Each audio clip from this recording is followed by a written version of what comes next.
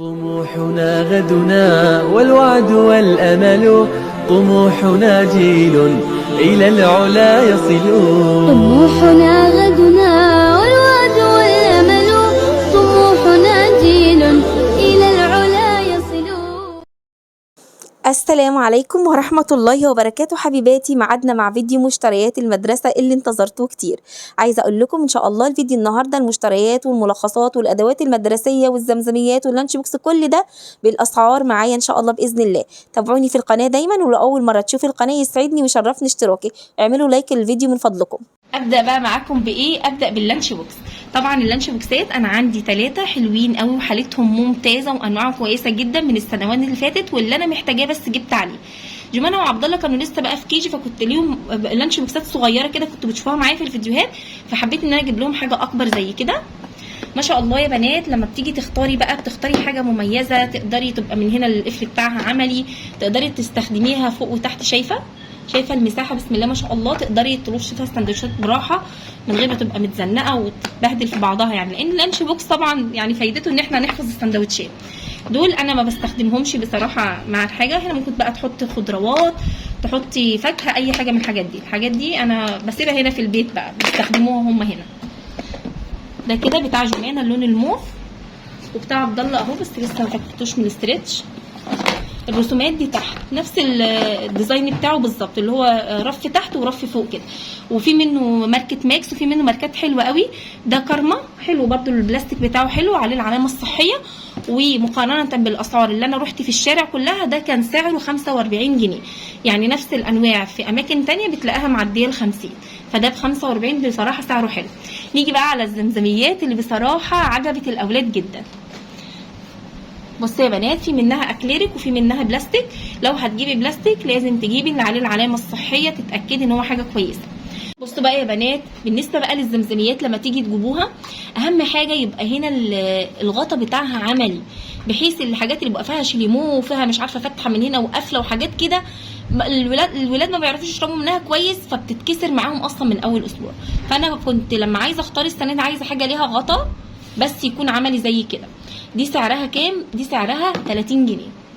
اما دي بقى اقل شويه لتر، وكان سعرها هقولك دلوقتي بس موريكي المواصفات. شوفي، عايزه اوريكي بس الغطا بتاعها عامل ازاي، وفي فله من جوه ما شاء الله بتمنع تسرب الميه، والغطا بتاعها شايفين ماسك حلو ما بيسربش الميه.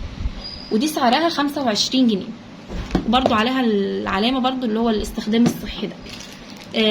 برضو نفس الشكل، وهنا الباندا السوداء الولاد بيحبوا الشكل ده، ودي كمان الشكل ده.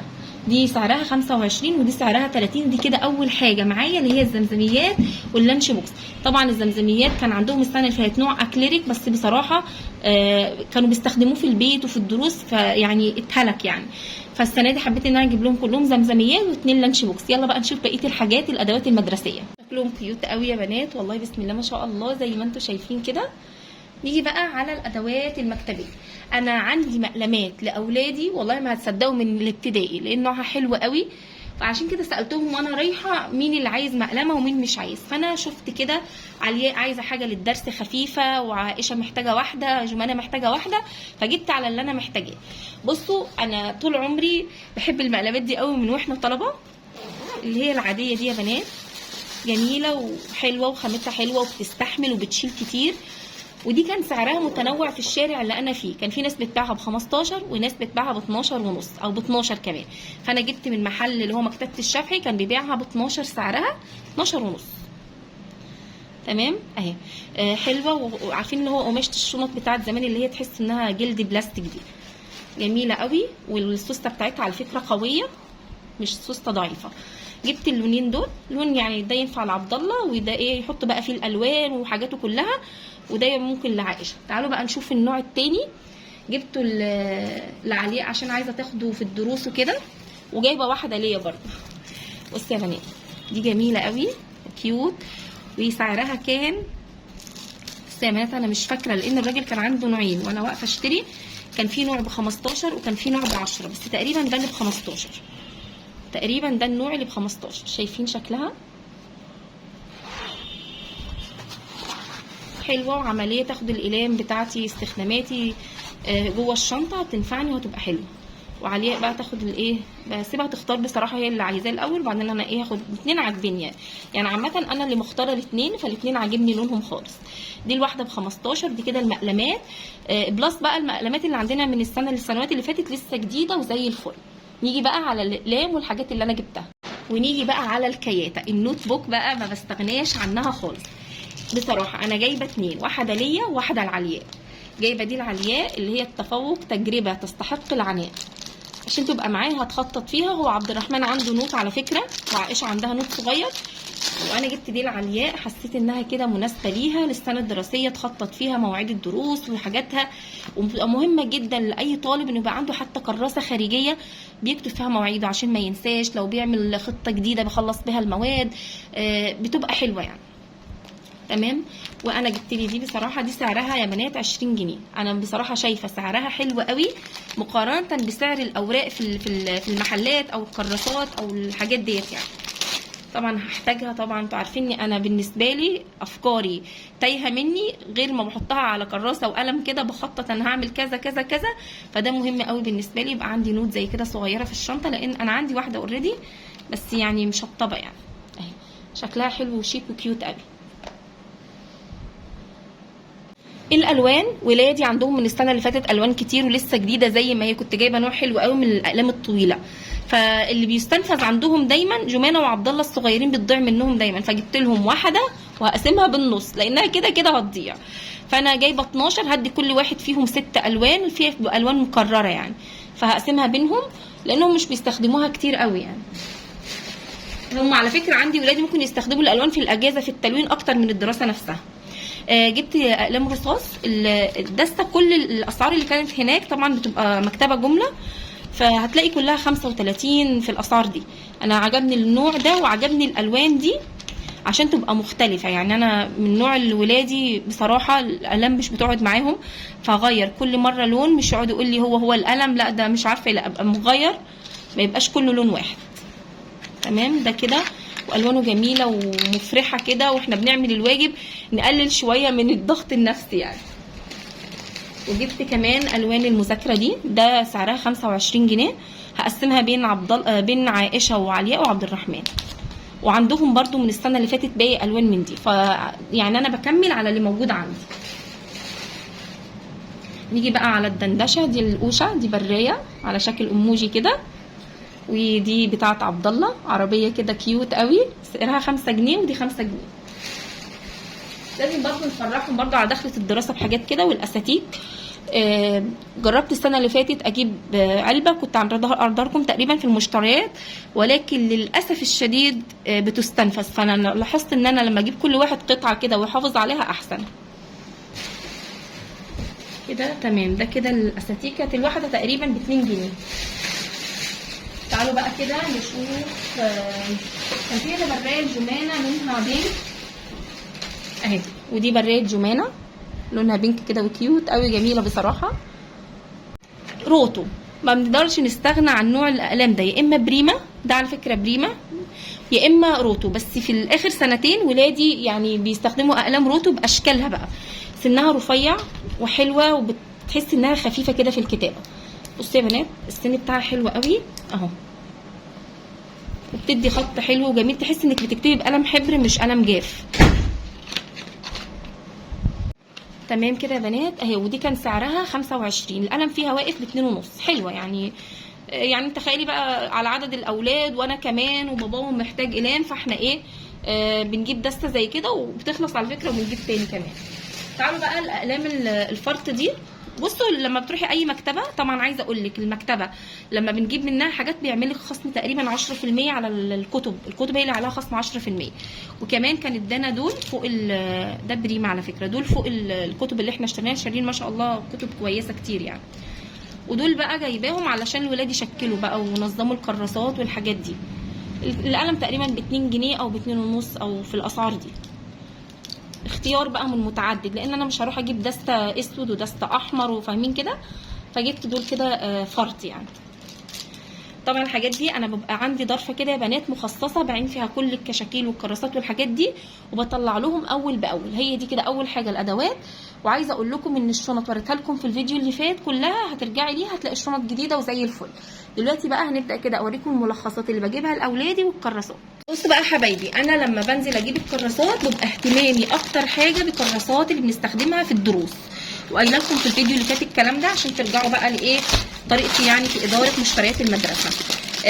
ده كشكول 100 بيتباع هنا في الدستة سعره 20 تقريبا، بره بيوصل 25، فالدستة ارخص والورق بتاعه حلو بصراحه، حلو تمام. مش عارفه مكتوب عليها بالنير ولا ايه، لسه واخده بالي على فكره. وهنا بس اشكال بقى عربيات بصراحه، يعني هو كان عيب بس الكشاكيل دي مش عاجبني الاشكال بتاعتها، يعني عارفين اللي هو تحس كده بصوا كئيبه شويه. ولكن جبت من دي دسته، ده بيبقى فيه 10 كشاكيل اللي هو ال100، هيقضوا بقى ترم اول وتاني المواد بتاعه الدروس كلها. انتوا عارفين ما شاء الله احنا ازهر، والازهر بيحتاج كتير يعني. ودوت كشكول 60، ده ال100 وده ال60. ده جوه الدسته سعره 15، وده جوه الدسته سعره 20 للكشكول الواحد. بصراحه يعني انا شايفه كده الاسعار حلوه قوي مقارنه بالورق اللي ممكن تجيبيه خارجي من غير الدسته، وبيبقى الاسعار اغلى من كده بكتير. نيجي بقى على دسته الكراسات. دي كراسه 28، الكراسات العاديه بتاعه المدرسه، وكان سعرها 70 جنيه. كراسه 28 وسعرها 70. عامه الكشاكيل اللي هوريها لكم دلوقتي والكراسات اللي هي 28 سعرها بيتراوح الدسته بين 70 و75. طبعا الكراسات بيبقى 1 2 3 4 5 6 7 8 9 10، الدسته بيكون فيها 20 فبتبقى ب 70 باين او 75. والكشاكيل بيبقى سعرها اقل. دي كراسات برضو عشان الكشاكيل بتبقى فيها 10 بس في الدسته، لكن ده بيكون فيها 20. دي كراسات برضو بس نوع اعلى شويه من دي، يعني انا جايبه دي كده الجمانه وعبد الله بقى كراسه الدرس خلصت والحاجات دي ابقى اديهم منها على طول. ودي للمدارس، ده برضو كشاكيل كشكول 60. مش عايزه افتح لهم الحاجات عشان مش بيهدلوها، بس جواها الرسومات حلوه قوي بصراحه. متطلعه اشوف الرسمه اللي جواها دي ايه، اللي هي التانية دي. استنى هفتحها بقى عشان انا نفسي اشوفها، يا ترى تطلع حلوه ولا ايه. طلعت اطفال برضو بحسب عليها، يعني انا بصراحه بحب الكشاكيل اللي عليها ورد وحاجات الطبيعه، مش عارفه ايه الحاجات اللي بيحطوها دي. تمام. ده كده برضو كان سعره 75. ودوت كشاكيل بس سعرها برضو 75. ده كشكول 60. ده زي نوع الكراسات دي. يبقى كده جبت 2 كشاكيل و2 كراسات و2 بتوع الدروس. تيجوا بقى كده نشوف الملخصات بتاعتنا. بس تعالوا الاول نشوف الكراسات الفرط دي. طبعا انا محتاجه مثلا كراسه خط، فمش هجيب دسته، بجيب بالواحده عادي كده. مش عارفه والله، عارفه دي ب7 جنيه والله يا بنات. ودي تقريبا الواحده ب5 اللي هي بتاعه الانجليش، جمانه وعبد الله جايبه لكل واحد فيهم 2 اللي هو الكراسات المسطره بيحتاجوها في المدرسه، بيطلبوها الانجليزي وكده. ودي كراسه خط هتبقى الجمانه طبعا اللي هي سطر وسطر دي غير ديسك جايبها. ما جبتش بقى سكتشات الرسم والحاجات دي، ما جبتهاش. تعالوا بقى نشوف الملخصات اللي انا جايباها لاولادي نوعها ايه. نيجي للملخصات. بصوا انا من اول علياه عليه ما شاء الله دلوقتي في ثانيه ثانوي، ما بستخدمش غير سلاح التلميذ. ده عبد الله، ده جمانه طبعا عربي ورياضيات، ده كده جمانه. وعبد الله برضو عربي ورياضيات سلاح التلميذ، وكتب الانجليش بتاعتهم اللي هي ايه المعاصر كونكت، منهج كونكت الجمانه وعبد الله. ده كده بتاع الابتدائي. تعالوا بقى هنا انا المواد العلميه عندنا في الازهر ما نزلتش لسه بقى، ما نزلتش الكتب العلميه عندنا لان احنا بنات بنستخدم المرشد. زي ما قلت لكم المرشد هو اهم حاجه في الازهر علشان اختلاف المواد. ده كده العلوم لعائشه اللي هي الاعدادي عادي، بس في الثانوي في مواصفات الامتحانات تبقى المرشد، وهنا الرياضيات والانجليزي. ده كده عائشه جالها كل حاجاتها ما عدا الدراسات، لسه عايزين نجيب لها الامتحان ملخص الامتحان. وهنا المرشد في اللغه العربيه، والمرشد في الفقه الشافعي، والمرشد في المواد الشرعيه. دي اولى اعدادي ازهر. والمرشد بصراحه نمبر 1، يليه الامام، يليه سلاح الازهري، لان احنا عندنا 3 انواع من الملخصات للمواد الشرعيه او العلميه في الازهر: المرشد والامام وسلاح الازهري.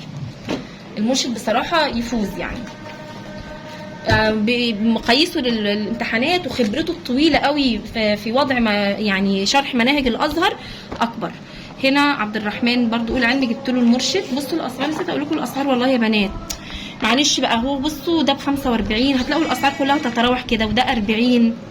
النحو 75. طبعا احنا عارفين اسعار السنه دي كلها كده 65. ده المرشد في البلاغة. فقه الشافعي ب50.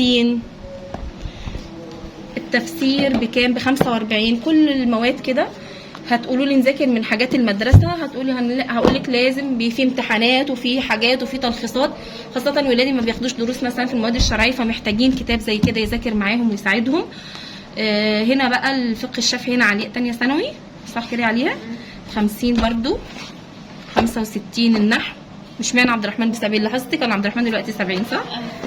وهنا 40 البلاغه، والصرف ب40 برضو، والادب ب65. تعالي كده نشوف عائشه كان كام. متهيألي عائشه هتكون ارخص. انا حاسه ان الاسعار بتاعتي اقل من عبد الرحمن. مش عارفه ليه. 60 عائشه باصول الدين. اصول الدين ده يا بنات عباره عن توحيد وتفسير وحديث وسيره. البنات اللي عايزين يدخلوا اولادهم ازهر، المواد الشرعيه مجموعه كلها في كتاب واحد، ولكن احنا لما بنمتحن كل مادتين مع بعض، تفسير وحديث في ورقه وتوحيد وسيره مع بعض، والتجويد بيمتحنوا في ورقه القران. وده هنا الفقه الشافعي ب22.5. مش معنى كده حلو السعر ده. و80 جنيه المواد العربيه اللي هي بصوا اللي هي عباره عن نحو ومطالعه ونصوص. ده بكام؟ ب80 جنيه. لا الملخصات السنه دي بيقولك اسعار الورق ارتفعت وكل حاجه ارتفعت، وبقعد اسمع كلام ان الملخصات العلميه في العام المعاصر مش عارفه ب600. مش عارفه الكلام ده قولوا لي عليه صح ولا ايه، لان انا باقي لي المواد العلميه وهجيبها المرشد، لان مواصفات امتحاناتنا ومناهجنا الازهريه بتتفق مع اللي واضع الكتاب وشرحه كويس المرشد. وطبعا النتيجه دي انا شفتها السنه اللي فاتت مع علياء لما جربنا في الترم الاول ندرس من ملخصات العام. قلت لي في التعليقات يا ام علياء كان لكم بقى خبره مع ولادكم، لا هاتي المرشد ده كده غلط. فقلت ايه يعني ايه الفرق؟ ففعلا علياء في الترم الاول دخلت لقيت الامتحانات غير خالص. لما جبنا المرشد بقى في الترم الثاني لا لقينا الامتحانات تتفق فعلا مع المنهج اللي مشروح في المرشد.